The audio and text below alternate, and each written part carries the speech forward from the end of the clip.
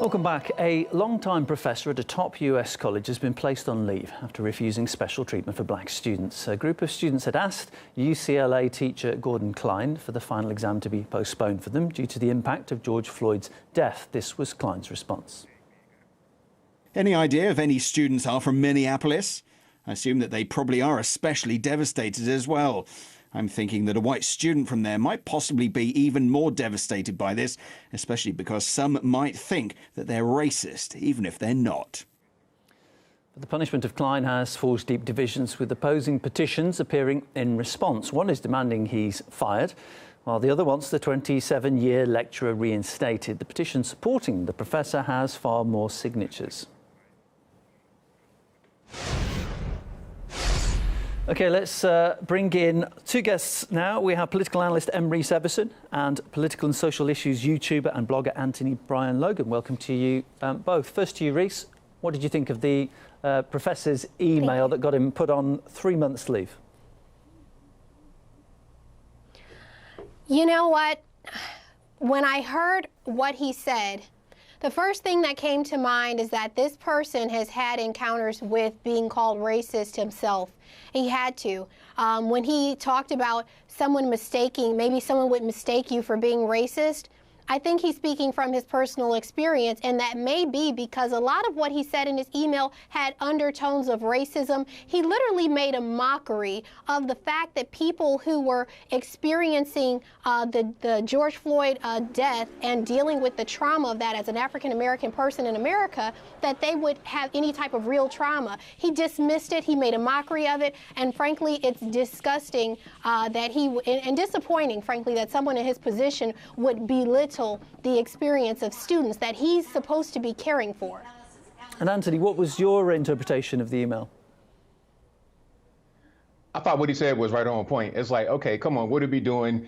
We're doing online classes. How am I going to even know who's black, who's white, or whatever? And what he was talking about as far as the white people that may live in Minneapolis feeling a little bit more sympathetic, that could be right, because the person that brought the complaint to begin with was what they said, a quote unquote white ally. So, I mean, where was a black person that came forward and said, hey, can we take off exams? Can exams not count because we're going through a thing? I mean, I can understand if they knew the person, if that was their brother or friend. I mean, but come on. People don't know this man. They're not related to him. So how can they really be so overtaken with grief to the point where they can't just go about their normal everyday life? I thought that was just really ridiculous. I thought it was an excellent email that the professor sent in return. Reese, do you think Professor Klein's email, was it the content of his response in refusing any kind of preferential treatment, or was it the tone of it that was the problem and why he's been suspended? Well, two things. We do have to address the point that ABL made. Number one, the letter that was sent in that he responded to, Professor Klein, was from a student who phrased himself as a white ally. So here's the issue with that.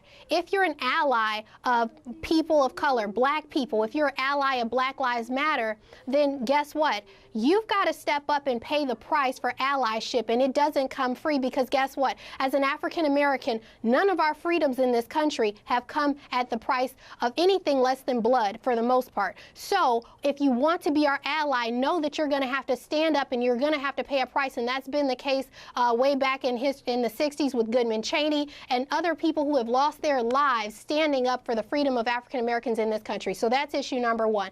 Pay the price and don't be afraid to do it. Don't chicken out and say, oh, can we get a no-fail grade?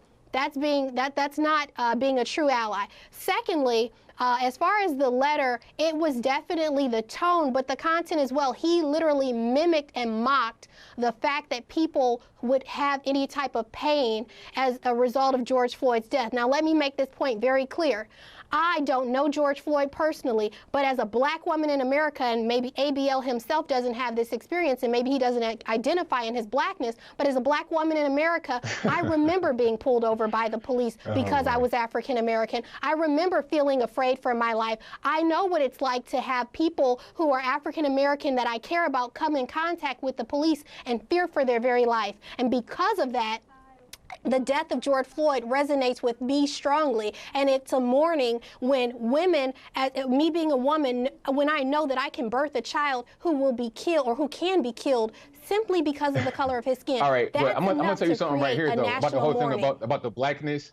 About the whole blackness part. I mean, I come from the hood. I'm from Virginia. I grew up in the mostly like predominantly black area all my life. I know what it's like to have to like duck bullets from other black people coming through my window. I know what that's all about. So this whole thing about, oh, maybe you don't identify. No, I definitely identify. I know where the real grief, I know where the real problems are coming from. It ain't from the white man. It ain't from the police. It's from us. So when I see people like out here grieving for George Floyd, maybe you don't fear being pulled over by the police see it and feel sad, but you ain't gonna be grieving for weeks. You don't know this man. You ain't gonna be grieving for weeks. People at worst, people are grieving more for George Floyd than they would for their own grandmama or their own granddaddy. I don't really understand the big issue here. And that's honestly not accurate either. That's not accurate either. I can't tell. As the people in this country, what we're seeing are black people who are responding to a collective body of pain. If you're familiar with the phrase pain body, there's a collective pain body of hundreds of years of pain from oppression, slavery, and other things that have basically impacted the mind. And a lot of black people carry what we call a post-traumatic stress disorder because of the experiences I don't have that. I don't identify with that pain. So maybe ABL, when you see the police, maybe if you've been pulled over, you're not concerned that they see black first and that you're a man second. But many people in this country who walk around in an African-American skin or black skin have that fear, and it's a very real concern.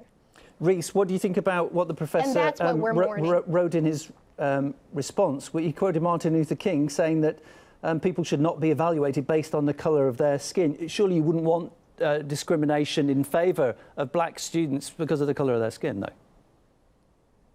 You know, I'm so disgusted by the people who attempt to invoke Martin Luther King Jr. anytime they feel as though they're losing the battle on racism, or they want to placate people, or they bring in this whitewashed, sanitized Martin Luther King Jr. in order to placate and shout down people. But here's the one thing that they never seem to understand. The very people that he was talking about in his letter from a Birmingham jail, he was talking about the white moderates who always tell people, not now, not that way, don't riot, don't loot, don't do this, don't have an uprising, don't have a revolt, don't have rebellion. Why? Because those are the very liberal white people who will tell black people, now is not the time for you to fight oppression. Don't do it in that way. Don't use that tone. This professor, in his letter, the way that he responds is the very thing that Dr. Martin Luther King was speaking against. And so he invokes Dr. King and makes a mockery of what he stood for. And it's just, I'm tired Anthony, of it. I just want to give you a chance to respond. What do you think of the tone of it? Because regardless of the content, this is a really sensitive time now in America over racial issues. And couldn't one say that it could have been worded an awful lot more sensitively? I mean, it's no more time for that. You just got to be honest. You got to be straightforward. Trying to be sensitive, trying to just placate towards feelings. I mean, there's no need for that. Just be honest. Just be real. One thing I would say to anybody that's out here watching, I don't care what color you are, if you're feeling bad for black people because of one person that died, don't do that. Just be honest. Just be yourself. And there's no need to be, intentionally nasty or intentionally just overly nice. Just be real. And what he was doing in that letter was being real. And if you are against racism, if you're against discrimination, you should be in favor of what he said in the letter. He's like, look, I'm not going to treat black students any differently. I'm not going to give anybody any kind of special anything because of their skin color. Everybody gets treated the same. OK, like I said, if that was like your dad or your uncle, somebody that you knew that passed away, that's different. But we don't know this man. People may have got upset when they saw the video, but you really don't know this man. You really don't have internal issues with it. And if you do, you got to get checked out. Something else is going on with you, because when people die every day in the community, there's not some kind of collective pain or collective outrage. When I was a kid, I seen people get shot in their head when I was 8, 9 years old. Classmates get shot, killed by other black people. Where some kind of collective pain and all of that. We don't talk about that right now. We talk about George Floyd because it's something that's popular. It's on the news. It's in the media. It's on the internet. And we just kind of get wrapped up into it and identify with that. We should just focus on what we got to focus on, which is our schoolwork and our actual work where we actually get paid money at, and our families take care of that. rather than me worrying about what's happening over in Minneapolis that's not affecting us every day. Guys, I really wish that we had more time. Unfortunately, we don't. It's been a pleasure to speak to you both, though. Political analyst Reese Everson, political social issues YouTuber and blogger Anthony Brian Logan. Thanks so much for your views.